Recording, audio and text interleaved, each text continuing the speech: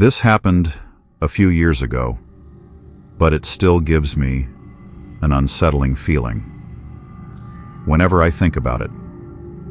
The only reason I'm talking about it now is because I feel like it's been long enough since it happens, and I won't risk anything by putting it on the internet. Back then, my wife and I had just moved into the suburbs from the city. We just had our third kid, and between the baby stuff, the toys, and the general chaos, our apartment felt way too cramped. We found a nice house in a quiet, safe neighborhood. The neighbors described it as the kind of place where you'd feel fine leaving the doors unlocked. The house itself wasn't massive, but it was definitely a step up from the tiny space we'd previously been living in. One of the features that caught my wife's eye was the backyard. It had this beautiful, slightly overgrown garden, with a few old statues scattered around. They were weathered, a little eerie, looking like something out of Game of Thrones. I know it sounds weird, but my wife and I loved it. Said it gave our yard character. I was pretty indifferent, so I left everything, as it was, statues and all. I figured it was less work for me, which I was never going to complain about. A few days after we moved in, I was looking out the window taking in the yard when I noticed something odd. One of the statues, an angel I think, was facing away from the house. All the others were facing toward us, so it looked strange. I could have sworn they all faced the same direction, but I didn't really know for sure. I didn't think much of it, and just assumed I was misremembering things. The next morning, I looked out the window again, and that's when I noticed it. Another statue had turned around again, facing away from the house. This time, I knew something was up. I had never been more sure about anything in my life. I asked my wife about it, but she just shrugged it off and said she hadn't noticed anything. I thought maybe it was my son Jimmy. He was a little prankster back then, always up to something. But when I asked him, he just looked at me like I was nuts. I doubted he'd do something like that anyway. I knew something was going on though, but I couldn't prove it. I didn't want to make a big deal out of it, so I tried to ignore it. Besides, I had bigger problems to worry about.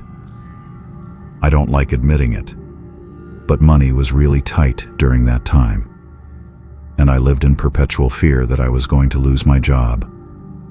A few days went by without anything strange, and I started to relax. But then one evening I looked out the window, and my heart nearly stopped.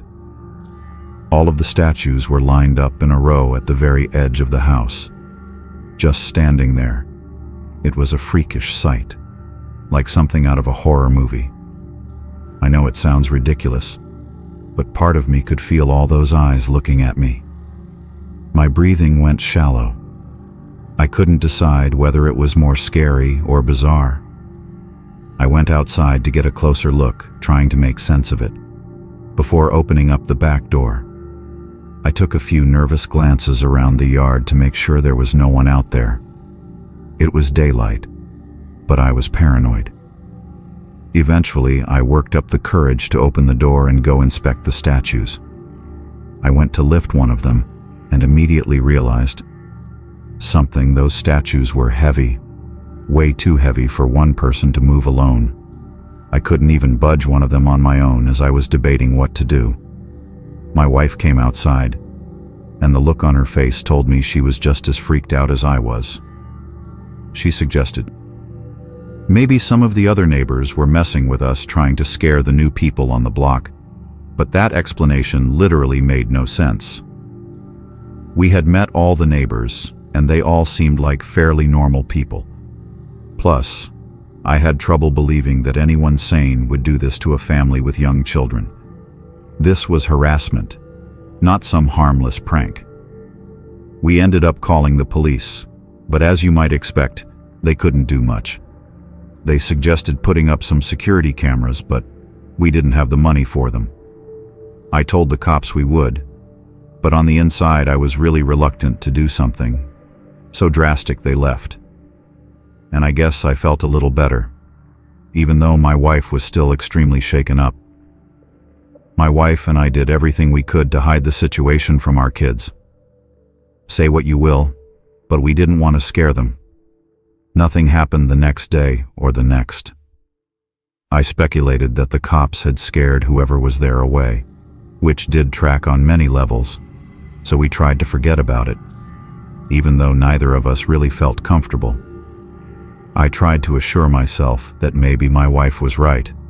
Maybe it had just been a prank or something that didn't do anything to calm my nerves, though I was on edge looking out the windows every time I passed by, half expecting to see the statue somewhere else.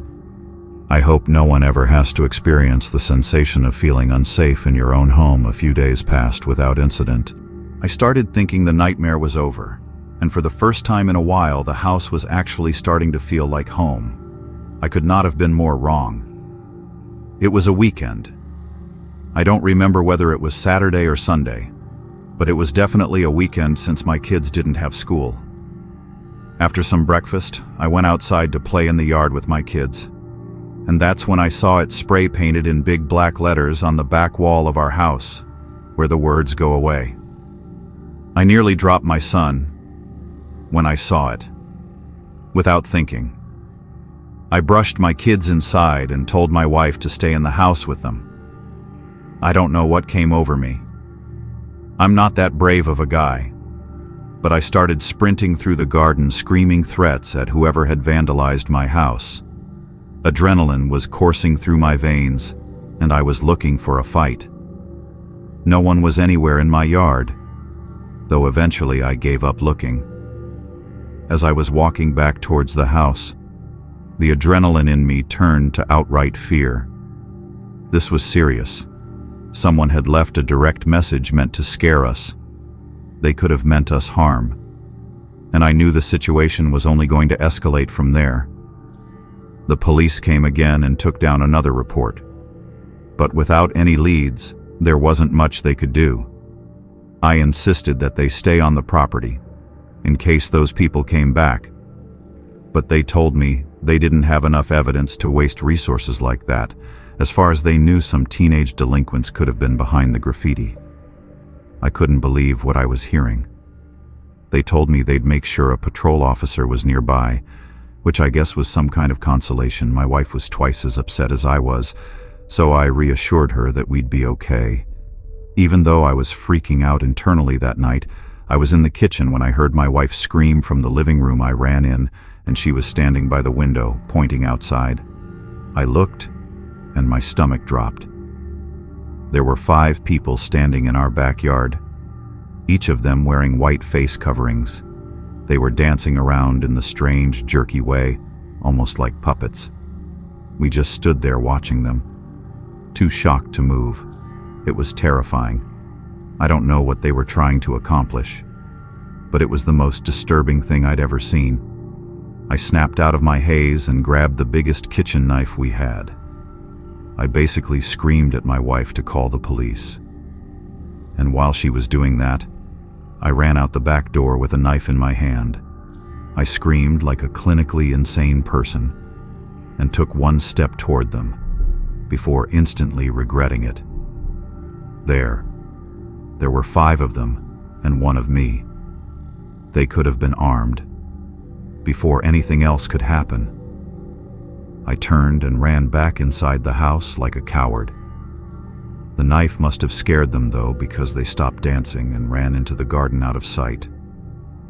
I told my wife to run upstairs, find the kids and hide, and I guarded the back door in case they tried to break in. By the time the police arrived, those people were gone. The police did a thorough search, but couldn't find any trace of them. That was the last straw. I didn't care about the costs. I bought and installed security cameras the next day.